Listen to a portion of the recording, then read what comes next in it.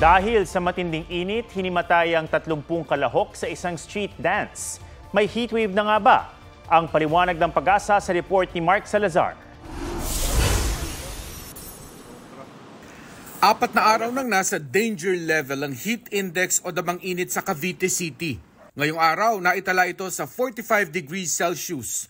Bahagyang mas mababa sa 48 degrees Celsius kahapon. Sobrang init talaga, sir. Kaya naglagi na lang kami nakaubad. Ano po kasi siya diabetic, bago na-stroke, kailangan niya talaga ng malamig.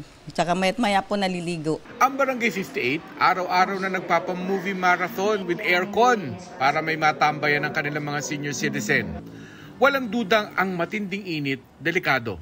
Sa Santa Catalina, Negros Oriental, hinimatay ang 30 lumahok sa street dance para sa Pakol Festival.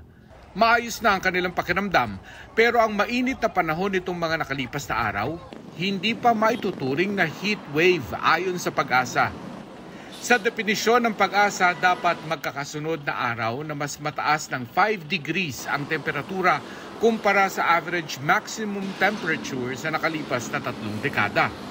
Sa Quezon City halimbawa, 34.4 degrees Celsius ang average temperature tuwing buwan ng Mayo mula 1991 hanggang 2020. Kapag nag-39.5 tayo or 39.4 plus 5, yung temperature natin for like 3 to 5 or sabihin na natin 5 consecutive days, dun natin masasabi na heat wave yun.